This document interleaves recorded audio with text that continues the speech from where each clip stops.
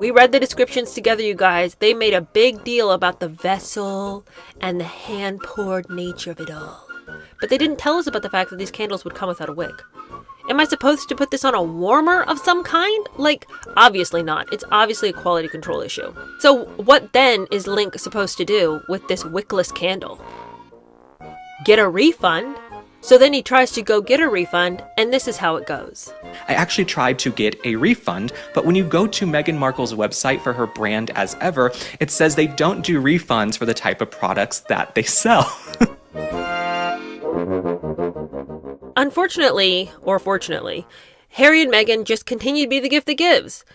Now, everybody has been on all of their platforms talking about were Harry and Meghan actually invited to Kris Jenner's birthday party. And the reason we're suspicious about it is because the Kardashians removed the photos of Harry and Meghan from their individual Instagrams, and that was a really strange thing to do. Why would you do that? So then people said, well, it's probably because they weren't invited, and the Kardashians were mad about it and didn't want to give any platform to these people on their own personal Instagrams. And then there was the talk about, well, perhaps it's because Meghan looked pretty terrible and she didn't like these pictures that were circulating about herself, and the Kardashians, as a favor to Harry and Meghan, took those pictures down. The Kardashians, if they're anything, they could understand and sympathize with you if you didn't like a certain picture about yourself. They're obsessed with the way they look on social media to such an extent that they're constantly face tuning and using filters and apps. They don't care if the picture is as false can be. Do I need to remind you of when Khloe did this to herself on the social medias? So, I mean, they absolutely are obsessed with the images that go out about themselves. So if somebody came to them and said, hey, I hated that I looked bloated in all of the pictures, could you take them down?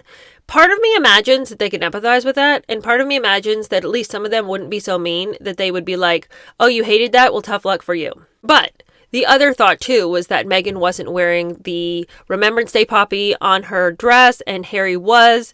And so the disjointed messages of him doing what royal protocol would ask him to do and her not doing it was an embarrassment to them. She neglected to do it with the excuse that those flowers are just hard to find. But we could find one for Harry, but she just didn't feel like it was really that big a deal whether she did or not. She wants to use that title, please. I need all the royal affiliations, but I don't want to do any of the royal things. A poppy on my shirt? Yuck. It doesn't go with the vibe that I've created, which is as boring as I'll get out. If anything, if she'd had a poppy on her dress, that would have been something, right? Gosh, I wish she had a little pop of color in that very grim and disgusting conglomeration of navy blues and blacks. But anyway, that was what everyone was talking about. So I was watching Heather McDonald in a clip talk to a content creator who goes by Just Plain Zach.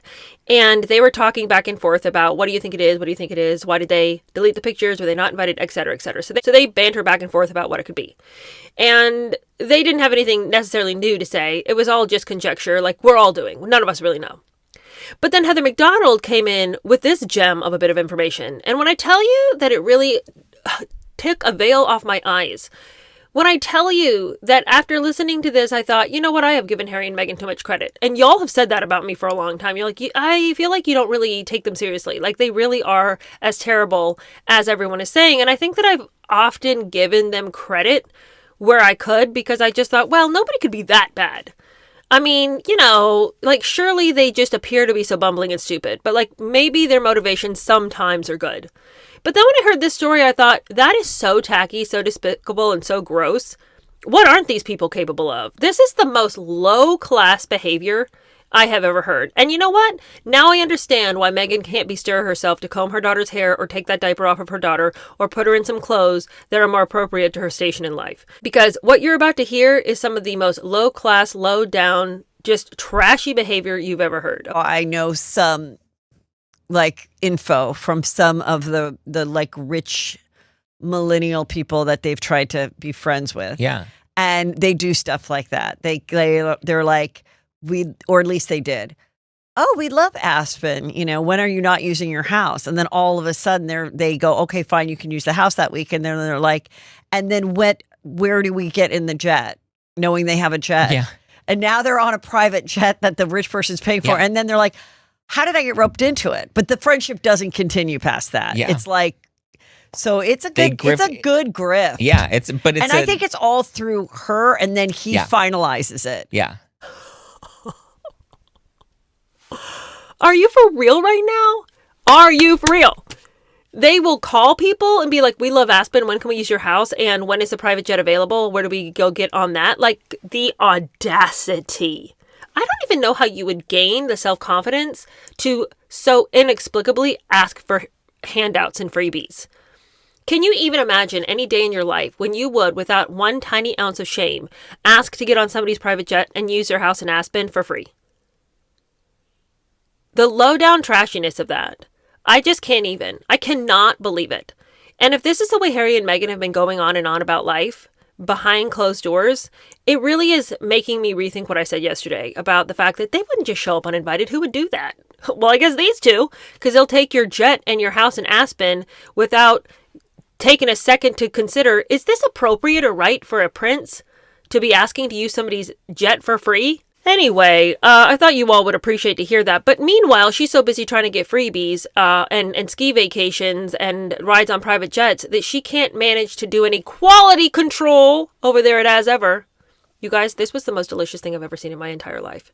Now, you all know Link Lorne, and he has some scathing bits on Harry and Meghan. And, we all love Link. He's funny. And so he was going to do a little bit about where he had ordered a bunch of her holiday goodies, the trio of jams and a candle, and he was going to let you know what it really is. And he says, and I believe him, that he was going to try it out and give you an honest review about what it really is. So on camera, he had tried the marmalade and said it tasted like throw up, like he couldn't get past it. And marmalade, I feel like, is one of those things where you really have to like orange peel in order for it to be a thing that you would look forward to. I don't know what Paddington was on about, but I've had it and I hate it. So I don't know if marmalade is really anybody's cup of tea, even in the best of cases. But anyway, he hated that. But he said that he had some friends try the strawberry and the raspberry and that those weren't that bad. But where things really went off the rail was when he opened up the candle that he received. Now let me remind you that this hand-poured candle is $64.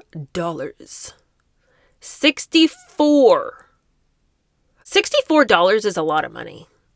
It's just a lot of money for a candle to burn in my house and truly, quite frankly, contaminate the air and probably kill us all slowly. But anyway, I do love a scented candle, so I don't think about that too much. But $64 is too much in any case. And that, I suppose, is a nice gift. You know, candles are always a good gift to give somebody that you don't really know what to get them if they're a woman, over the age of 50. But Link opens up his $64 candle to find that there ain't no wick in this candle. What? Hey, we opened the candle. We're so excited. I was running around the house looking for matches beforehand, texting my producer. We were going to do a whole thing. We opened it. It was like, there's no wick. Okay. Like I said, it's a metaphor for Meghan Markle's career. Nothing is lighting, nothing is igniting, and nothing is taking off. And, he also says that the packaging wasn't really that great. It was just kind of thrown together in a box. For somebody who's gone on and on and on about how she couldn't sleep at nights because she was too busy trying to figure out about the packaging, and she just cares so much about the granular, the nitty gritty, all the little details. She ordered all of this packaging off of Amazon just to feel the texture of the paper in her hands. And then she just chucks it all in a box and guess it's good to go. Meanwhile, how unlucky is it for her to have sent a box of goods to a person who is not necessarily on her side? And that candle does not have a wick. Of all the terrible things that could happen to you, all the terrible things that could happen to your brand, you would send somebody who's going to review these products and who has not historically been your best friend, and you send him a candle without a wick. Ugh. In fact, multiple people in the comments have said, I also received a $64 candle that had no wick.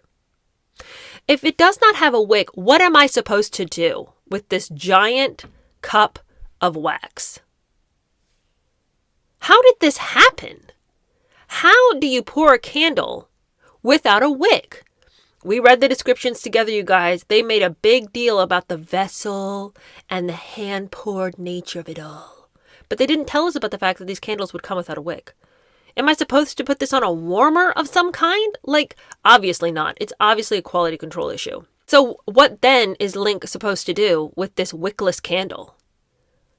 Get a refund? So then he tries to go get a refund, and this is how it goes. I actually tried to get a refund, but when you go to Meghan Markle's website for her brand as ever, it says they don't do refunds for the type of products that they sell. So I really got markled, you guys, and we took a screenshot, okay? If you go to the website to even click and report a damaged product, the link is broken. Okay, the link is broken. I can't even report this as a damaged product. So You gotta be kidding me. There's no refunds for these kind of products. The kind of products I sell, we can't give you a refund on them. Yeah, maybe for your sad, sorry jams, your dry biscuits, your disgusting teas. But what about the candle? There's like literally no way for him to get his money back. I mean, he's going to continue to pursue.